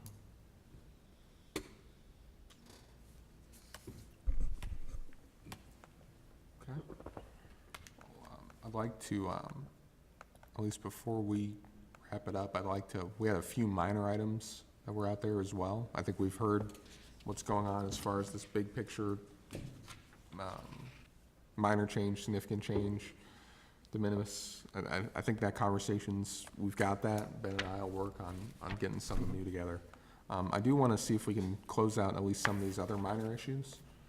Again, try to focus in our conversation more on what's left to deal with. So going through the list, exemptions we talked about, use table we talked about. Is everyone satisfied with where we are as far as permitted uses and using the tool to regulate that? Okay. Setback change we made. Lot coverage, this sliding scale idea. I don't know. Can you explain that again? Sure. So a technique that's used in certain places in the zoning code, especially in the residential code, is instead of, as it is, a percentage is sort of sliding as it is, right? So you have a 10-acre lot, 20% is 2 acres. You have a 1-acre lot, and so on. But, for example, used with floor area is a big place where it's used. So if you have a small lot, you have, I'm making up numbers here, I don't recall them, 40% credit. After that, the next so many square feet, you get 20%. After that, the next so many square feet, you get 10%. So the value sort of tapers off to make it harder to build these jumbo structures, to build things that are way out of scale. And that conversation's here in lot coverage and here in impervious as well, impervious surface as well. So we're saying go from a sliding scale to a flat? Right now, the way this is written up, it just says a flat 20%. So that's what was in the underlying residential zoning as it is today. You can see there's a spreadsheet tucked in your packet at the back that shows, these are all estimates, by the way, but shows lot coverage and impervious surface for a selection of sites. You can see, we go from very small numbers, 0%, 1%. A couple sites go over 20% by a bit, maybe hit it right on the nose. So the middle school, Union Church, Grace United. So, certainly by and large, the smaller sites are going to need more lot coverage percentage-wise just to be minimally viable. The bigger ones, I don't think anyone wants to imagine the golf course with 20% buildings on it. But again, the balance of, how much do we want written here, and then how much do we want to manage through this development review process? Well, my only thought would be, along that same lines, both of the church, if we had a flat 20%, right now the churches would both fail, so neither one of them could add a little tiny shed, because they'd fail, and they'd have to come to the zoning board. So I once again, personally would like to see that limit set to allow, unless someone thinks there's a site in town in one of these 12, and we're really not talking about all that many. If we discard the 100 vacant properties that the village and the Park District owns, the ones that have facilities on them are fairly limited, and I'm not aware of anyone that's bursting at the seams, other than maybe the very building we're sitting in terms of coverage on the lot. That would be my only, and I wouldn't care what the number is, as long as it allowed, at the middle school with that huge open space they have now to the east. By golly, if we set the number at 20 and they're at 20.1 right now, I don't see the point. Okay, we'll give us. Yeah. Go ahead. I would just say, unless you did consider it almost on a property by or institution by institution basis, it would be hard to come up with something that made sense. So my first thought was sliding scale, but even then, it's very much a case by case basis. So I don't think it makes sense to do that in a practical and applicable way. It just doesn't. I don't think it's good use of our time, and I think that's what the review process is for. master plan review process. Yeah, I'm all in favor in general of what you're saying, but if you look at this table, crafting a Yeah, no, I- homogeneous reg that covers all of them is not feasible. I would be willing to back off on all of these numbers if we had the general text that somehow The de minimis allowed exemption. things to be Yeah, I think we should more functional. I think we should table digging into this particular point until we see what this de minimis exemption is gonna look like. Because if we get lucky, then I think it addresses the concern around this point. I mean, all I wanted to make sure is if we focus on de minimis exceptions, that these other issues aren't things we still need to address. If the thinking is we get this de minimis exceptions issue right, and this list is solved, then we'll focus on making it right. But if there's still, independent of that, if there's still a discussion to be had about lot coverage, about impervious surface, about parking, I just wanted to make sure we had a chance to discuss that and again, try to move towards focusing this in on what's left to cover. If the thinking is de minimis is the crowning issue, that's what I'm seeing. Okay? That makes it easy. Were you done going through? Because I did have a couple other questions about certain. Go for it. If we're, I know, because I know we want to, I know the older members of the board have been working on this a lot longer. And I'm sure I can see Gary is just over there hoping desperately this was going through tonight. And I just don't feel like we've really had all that much time talking about this. I so was optimistic I'm at glad- 7 o'clock. I'm glad we're digging into it here. The 10-16-2, so right at the beginning of our proposed document, it's on page 7. The very last phrase, continued effect, where we specifically say when the prior improvements would not require zoning relief under the regulations of the RIO district. I didn't understand why we don't just end that continued effect clause right at the beginning of the third line, force and effect, period. It seems to me these other two phrases confuse the issue as to when. And I certainly don't want us to adopt an ordinance and then find out that there are public parcels out there where we're saying you're in violation and you have to come forward and fix this mess immediately. And Yeah, so I think the intent, and, was, so take a property that we may have given a variation or special use permit to in the past. Let's say it was a church or a park, either one, and we put into that ordinance certain conditions that you must, even though let's say the regulations said you have to have 30 parking spaces, but we wanted them to have 40. So we put a restriction in there saying you always must maintain at least 40 parking spaces. The idea was, number one, we wanted to say whatever approvals you have stand in place. You're not going to lose your approvals. But the other part was that those conditions remain in effect even if it no longer requires a special use permit or prior improvements don't require zoning relief under the Rio regulations. And the idea was we didn't want somebody to say, you don't have a right to enforce this restriction that you put in place 25 years ago, because now under the Rio thing, I would not have any regulations. What are you gonna do? Take it away? We just wanted to make sure there was no ambiguity that if there's something out there, an ordinance that restricts that property, that they can't argue somehow that we've lifted, so special use might be the best example, where it's no longer a special use, it's a permitted use. So that religious institution or that park, and there was something that said, in order for this special use to be effective, you must comply with the following. We didn't want them to say, well, I don't need a special use, so yeah, I don't care about this, I'm gonna violate it. What's the worst you're gonna do is take away my special use. Keep the paddle ball But I can do it courts on. as of right under the Rio, so I don't have to apply. So those last part of that provision is to make crystal clear Okay. to so you're- everybody that that will stay in place. Now, they can apply to lift it and say, we don't want to abide by this restriction, please let me out of it, which is absolutely fine and may be appropriate.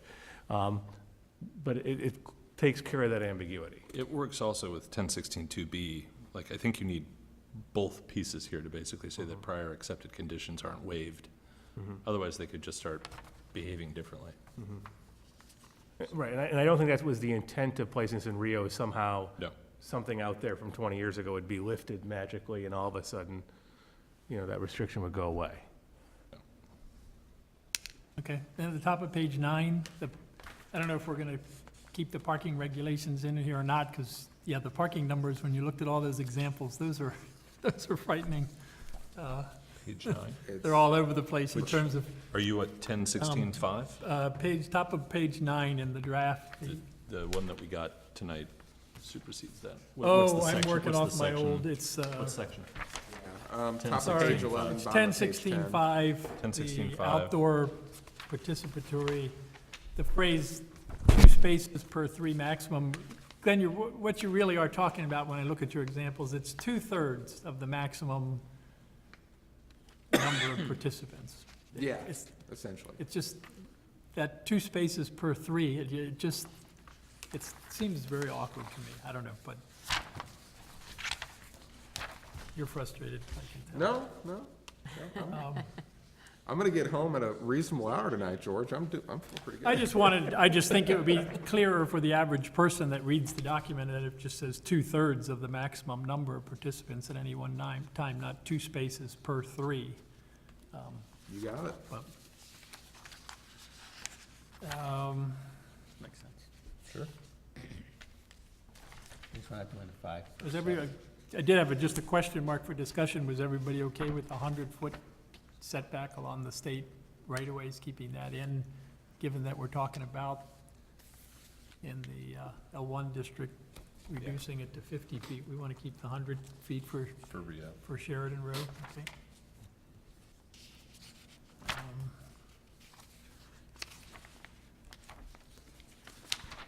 I think I had one more. Under the signs, where were the signs, or the new section with the red? Yeah, so we didn't talk about this, but real quick, my memo mentioned, there's some new sign language in here. It's not really new. It's What page? very early on, so it's actually before you're in the numbered pages. So Oh, signs. you go past the use table, 10, go past 19? district 10, table. 10, 19. Yeah, 10, 14, and 10, 19.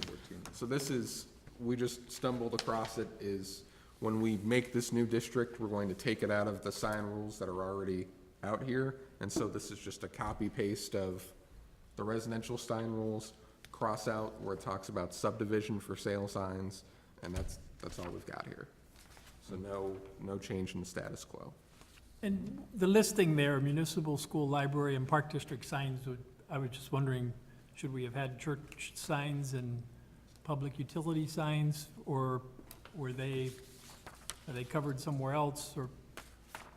That particular question I don't know the answer of, actually. Usually sign code stuff handled by architectural review. I think they're just treated as, yeah, I'd have to look into that one. We can do that. And then the only other thing I had a question about was back on the exceptions list, where we talk about alterations to the interior of an existing building, and I'm wondering if an entity wants to change their facade, the exterior of a building,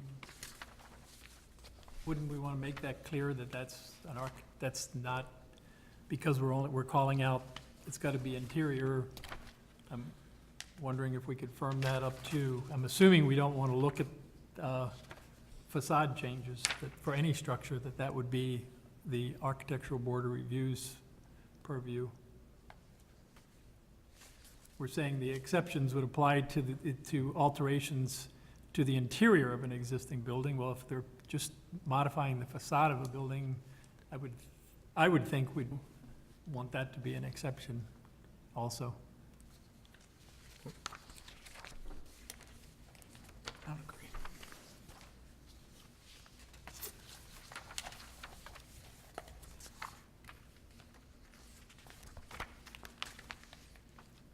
And Glenn, I am taking a week's vacation, so if you want to schedule the next meeting when I'm not here, you can get it adopted. When's that, George? George, we need you here. Probably the same week I'm taking vacation will help. It'll be even better for the group. Exactly. Any other thoughts, Member Russell? No. Any other thoughts or comments from any of the commissioners on this particular issue? Where do we go procedurally then, Glenn or Ben? So under our code, the next step is that there needs to be a public hearing. Notice will be published, there'll be a public hearing on this ordinance. So I think the direction is, we have a couple of minor tweaks that we're gonna make, and then we will bring it back to you at a public hearing, once it's noticed,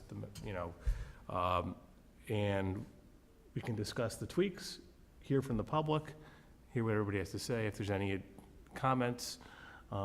So that's one piece of what comes back. The other piece that it's going to happen is properties need to be moved from their current zoning districts into the Rio district. And so the other piece of this is a notice is going to be given about what properties those will be. Those come before you as well. It's while it's related, it's a separate exercise. It's not about the text of the ordinance. It's of the code says it's should this property or that property be placed in the Rio district. The one thing that I think that you can expect is, because notice will be given and it's going to be mailed notice, there's going to be a lot of people in the community who might have questions about when they see a park, a church, a school being rezoned, who have not followed this. And so that's part of the public hearing, and people can come and voice their opinions or questions, and we'll go through that. And then if you make a recommendation to approve this as well as the map amendments, then it will go to the village board for their process. Does each building on each property have to be listed, or just the general? So for instance, the Park District at Blair Park, is every building listed need to go into the? It'll be based on the property lines on the lots, not the buildings themselves. So, for example, the golf course is not going to be the clubhouse, It'll be the golf course. It'll be the The rec course and center. anything that may be on that property, is I think how we would do it. It's the whole property. It's not even the rec, it's the property. Blair Park? Blair Park. Does that include the golf course? Yeah, the whole outline of the property, don't as know I if understand it. Well, you'll figure it out, it's not a big deal. Yeah. So I have one As long as you don't question. put the outhouses in there. At one point, we were contemplating either I think it's informally, getting feedback from at least a couple of the key stakeholders, like the school district and park district, on the draft, and that was one concern of, do we have a draft that we're feeling comfortable enough to share? Is that still in the plan to share a draft with them, or is that just gonna roll right into the public hearing and they are a participant of that like anybody else? Yes. So they are a participant in that like anybody else. I think that's Right. important to emphasize, but at least the Park District has requested that they get this with 30 days advance notice, enough time for them to retain a consultant and make their own evaluation of what we're proposing, which is fair under the circumstances. 30 days in advance of the public hearing? Yeah. Got it. So if we did receive feedback, is the intention then for us to meet and make potential revisions based on their feedback, or how would you expect their feedback to be received by us and our potential actions that we could take? Sure. So most likely this takes more than one day of public hearing, unfortunately. Probably inevitably there will be enough comments, good, bad, or indifferent, that it's just gonna take that length of time. I expect we'll take any comments received, we'll have a chance to talk about changes or direction, at the conclusion of that part of the public hearing, and then we'd bring back changes at the next, when that hearing's reconvened. I hope, the upside of retaining a consultant for this is I hope that I'm expecting we'll have probably pretty specific comments, which I think would be helpful, in addition to the generalities. So we may know what those comments are by the time of the may. public hearing, but we may not have put forth a new draft incorporating those. Sure, and even if you have, you may not necessarily want to act on those that fast. Right. I mean, It just could be included with all the rest of the public comment to make okay, gotcha. Okay, thank you for the clarification. Any other thoughts or questions or comments on Real? I have a general question regarding publication of notice around events like this, and we don't need a lengthy discussion tonight, but I'd really be interested in this because a number of people have asked me about it.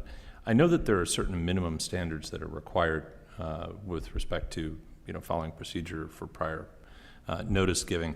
I also know, though, that a great deal of innovation has occurred around how people communicate and get news, and they don't always lend themselves to the means that this body, but also other bodies the village use to communicate with the public around this sort of an issue. And so I wonder if at some point we shouldn't have a discussion about using social media platforms to communicate in plain English the importance of some of these hearings. I would think, for example, that getting the word out that there's going to be a public hearing around this and doing that in a way that is retweetable, to use one example of how to do this, is a good way to get people involved and informed before they feel like the train is leaving the station on some of these issues. And so I just throw that out there. And whether that is, an official PCZBA Twitter account or Facebook account that we have really short, concise blurbs about the issues on the agenda coming up, and using that not so much kind of just every meeting, but when there's something particularly important that's coming up, might be something that we would consider, obviously subject to restrictions about, good governance and the daylight laws that we've all taken a look at. It's just a question that I'd throw out there. Ben or Glenn? So I think it's a policy direction from the village of how it desires to communicate, other than the minimum standards set forth in the Illinois Municipal Code and your own code regarding notice. So typically, there is the minimum standard, which is what's legally required, which for a text amendment is newspaper publication. If it is site-specific, whether variation, special use, zoning map amendment, then you're talking about typically mailing notification that goes out. Now, in terms of social media, the state has never addressed it at all in terms of notice or email notification. It's just not part of the state law. It's also not part of the village code in terms of sending that out. And I don't know, to be honest, I don't know of any municipality that has really recrafted, added additional notices. Now, in terms of putting aside the legal minimum, in terms of other types of outreach, that is a policy decision, for the village in terms of how else it chooses to engage in notification. And is that policy set by each body independently, or is there an umbrella guidance from the village board or the village administration on how we should think about that? Because I do, just observing, I think people get their news on things like this in one of two ways. Either we find a way to get it out there, or they get it at the water cooler. And I think that the water cooler version is often somewhat removed from the facts of the situation. And so I think there's a great opportunity here on this sort of RIO ordinance to say, hey, if you really want to understand the protections that are in place around really important public properties in the village of Lake Bluff, come on down and speak your mind, or come on down and ask a question and see how it works. I think it's a good use case too. This one particular ordinance obviously drew hundreds of our fellow citizens to speak out, quite emotionally on the topic of what was going to happen on the golf course. If they really understood this ordinance, I think they'd be a lot less worried about certain outcomes. Yeah, I would agree, 100%. And if we don't have jurisdiction, I mean, at least from my perspective, that we would recommend that the village board have a discussion about it. Because if I'm not mistaken, and I don't remember it completely, but I think it was in the survey, there may have been some talk about communication and how It we, was a communication survey, actually. there was more than that. It was a village, We threw in a couple things. That's Satisfaction. actually how it started out, was how Ah. our communications. oh, it started like that, okay, but it was The much budget. greater than that. Yeah. In any case, obviously, it's a topic that is of concern to the village, that we do it right, and that we do communicate well with the residents. So I would, at the minimum, recommend that they consider different, more innovative methods, because I'm in agreement. I'm guessing we don't have jurisdiction to just do it ourselves. No. Okay. I would say this, that from a jurisdictional standpoint, the hard part is that the only time that you have authority is when you're together here. And the problem is most applications come in and they're processed before it even comes to you. So the problem is that it's a administrative function usually done by staff and perhaps with a policy that's set by the board. If, however, you were engaging in your own media policy, or, setting and drafting and writing and wanting to publish, then I'd say the first problem is just a matter of efficiency, is anytime that an issue is coming up, we'd have to all convene, figure out what we're going to agree on and draft to get out there. But the other part, and this is just So before you continue down that, I'd love to see any policy that restricts the ability of a commissioner, or in this case, Gary, the chairperson, to put out a 140-character kind of blurb on what's coming up. I mean, it would not be, I don't envision this as an official, we vote on what we're going to tweet. That is kind of, that's taking the case, I think, to the point of, the great being the enemy of the good. I think what could be done here is, if the chair wants to put out a very short, plain English blurb about what's coming up and why citizens ought to turn up, so if we understand. in their capacity as an individual. So somebody could, as their capacity as an individual, understand it wouldn't be a formal communication from this commission, because you have no independent executive authority to do it with, but the other thing that I would caution is, the Rio, I think, is a little different in the sense of this is a village-guided, village application. This is not an applicant coming to us, but 99% of what you're doing, it's an applicant. The other thing I would caution is that I would always advise that the notices be as generic as possible, because you're a kind of a quasi judicial body. Based on a record, you will have public hearings, and you don't want to independently misstate things. You don't want to take positions and necessarily be seen as influencing, and politicking outside, particularly when you haven't seen the evidence before you. And somebody could, take your statements, as a commissioner on a matter as innocently as, this is a really important matter, huge implications on the village, may have, they see it as negative, that you're tilting one way or the other, and an applicant can take great umbrage at that. So it's why most publications from a legal perspective are very general and very neutral. The other thing is with publication notice is we tend to be very precise in the language we're using, because we legally have to describe what relief is being sought. At the same time, be broad enough that we don't inadvertently leave things that would create a due process issue and a lawsuit problem at the back end. So if people are engaging in, and we're going beyond the typical role that we play with notification, there are some legal risks.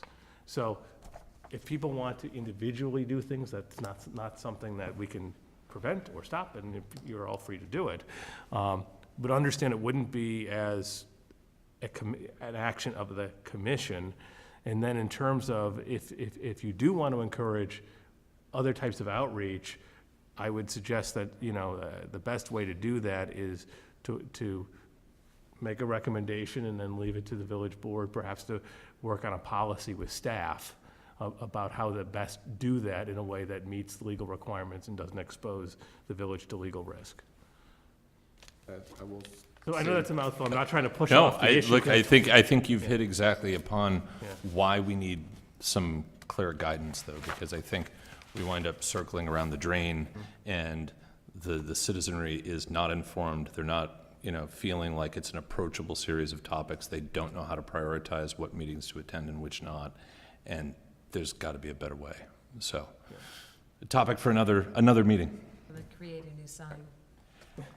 Exactly. I will say at least, so the broader question of how to do this is an evolving conversation. I mean, that's in the village's strategic plan. I know President O'Hara has had a meeting about it very recently, and that's a topic of conversation. I won't bore you with describing what we've tried to do about that in the last year, but certainly without looking at the big picture, at least for the instant case of how we can do this better for this Rio public hearing, I'm happy to talk to you. I'm happy to talk to anyone that wants to talk about it and work together, at least in this instant case. What's the best way of getting that message out there? I know my introductory speech was about 50 tweets long, so I'm really going to have to start getting my I want right to pen see out. your 140 character form. That's Well, what it's we a want little to bit see. bigger now. Yeah, well, it No. shouldn't be, but know. that's okay. But thank you. Anything else on Rio? All right, agenda 8, staff report. I would say next agenda coming up, no applications that I've heard about so far. It'll be good in that it'll be a thin packet, but you'll probably have to read most of that packet, which I apologize for, 'cause it's gonna be a lot of text amendments.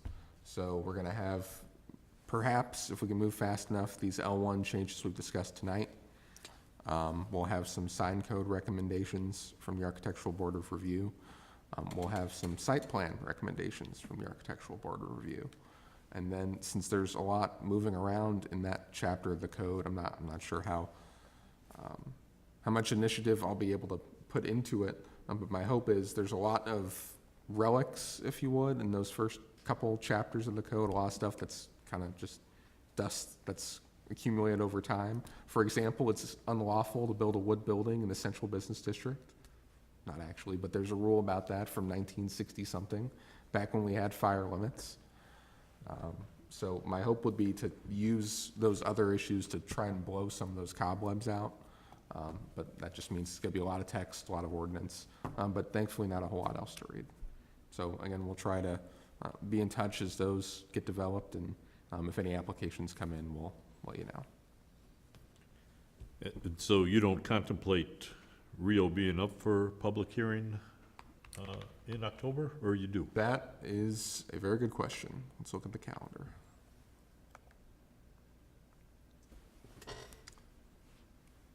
So our regular meeting in October would be the 17th, which is a month from today. It's going to take us at least a little bit of time to get those changes out, and I think certainly before a public hearing, I don't know if we'll need to meet, but I'd certainly like to circulate to the group and make sure there's not discomfort. So if we're giving 30 days, as the Park District has requested, that October 17th date would not work. We'd have to call a special or wait a little bit further. So perhaps best that we make sure we have the agreement on some of these de minimis changes, make sure there's not another need for us to meet and have a substantive discussion. And we'll try to turn that around here in the next week or two, and then go from there on looking at how we'll getting this out to our governmental partners and getting together a communication plan on it. Okay. We're trying to just obviously keep the momentum Agreed. with respect to Rio. We try to keep the momentum going with respect to any continuing issues, but, all right. Commissioners report.